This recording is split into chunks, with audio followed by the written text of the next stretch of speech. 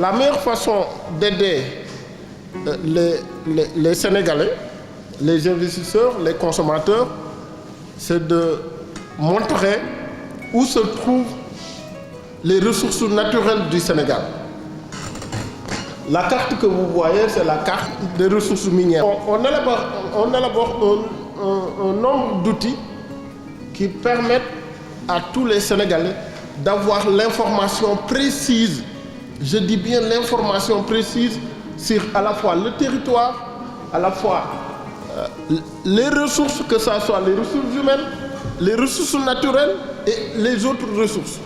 En réalité, on pouvait se limiter à ça. Ici, moi, je pense que ce qu'on nous demande, c'est de faire de telle sorte que les petites choses, qu'on les fasse avancer et qu'on réduise drastiquement l'inflation. Et pour réduire l'inflation par rapport au riz, ce n'est pas d'essayer de continuer à acheter du riz, mais c'est de faire de telle sorte qu'on remplace une bonne partie des importations du riz par d'autres céréales.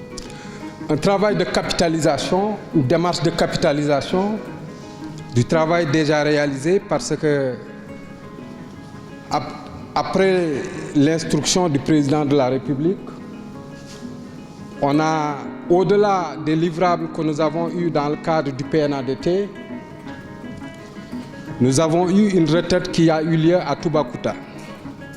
Et durant cette retraite-là, qui était intramuros, on a travaillé sur une analyse sommaire des ressources, de toutes les ressources du Sénégal et comment est-ce qu'on peut identifier les grands axes pour les valoriser.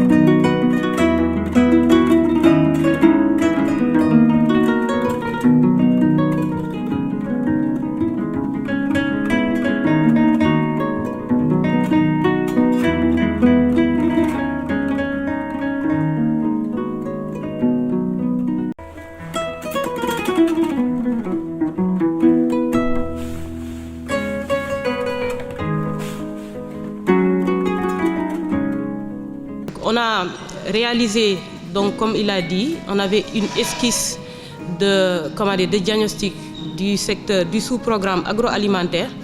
Le diagnostic, on l'a élaboré sous 3 angles, c'est-à-dire le secteur agriculture, le secteur élevage, le secteur pêche et aquaculture. Nous avons également essayé d'analyser le potentiel de développement que regorge le secteur agroalimentaire. Sur ces aspects, nous reviendrons plus tard. Nous avons également fait l'analyse AFOM. Enfin, nous avons également analysé les enjeux et défis du secteur. Pour les opportunités, il y a l'existence d'un dispositif d'accompagnement et de financement. Il y a la mise en place des infrastructures de base. Pour les menaces, il y a le changement climatique, la concurrence de plus en plus forte avec l'ouverture du marché. Il y a l'insécurité. Pour la zone d'intervention, Ziguinchor, Sédhiou et Kolda. Les cartes sont proposées en fonction des groupes. Donc pour le groupe 1, il y a la cartographie des projets réalisés en cours. est en perspective la localisation des entreprises agricoles. Il y a la carte de l'espace agricole, carte des unités industrielles, semi-industrielles, artisanales de transformation des produits fruitiers. Pour ce qui est du groupe 3, services à forte valeur ajoutée, on a notifié un certain nombre de cartes, comme la carte des projets réalisés, ceux qui sont en cours, en perspective. Il y a la carte des projets de services de transformation digitale et de communication, carte des projets de services de formation technique professionnelle et renforcement des capacités.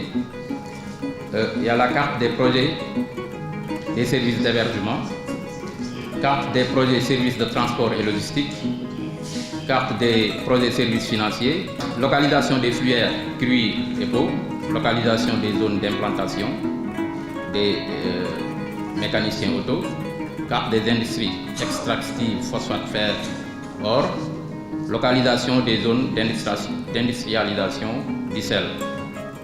Donc ça c'est pour l'industrie. 4 axes de communication que nous avons pu isoler. Nous aurons en axe 1 la communication interne, ensuite axe 2 la communication institutionnelle, en axe 3 communication pour le développement et en axe 4 une mobilisation du partenariat pour le financement. Nous allons vous présenter une vidéo sur Oudalaye qui sera un hub fourrager de production et de maïs. Les objectifs du projet sont le développement des territoires. Les spécificités de Oudalaye sont, pour la phase pilote, nous aurons 50 000 hectares avec l'ambition d'un passage rapide à une grande échelle. Pour conclure, le projet Oudalaye, hub de la production de maïs fourrager et de grains, représente un levier capital pour le développement des terroirs, intégrant une approche systémique dans laquelle tous les maillons de la chaîne sont pris en compte. Des défis et contraintes devront être relevés, mais aussi assurer un bon suivi et la réalisation des investissements pour l'émergence et le développement de ce pôle de référence. Merci de votre attention.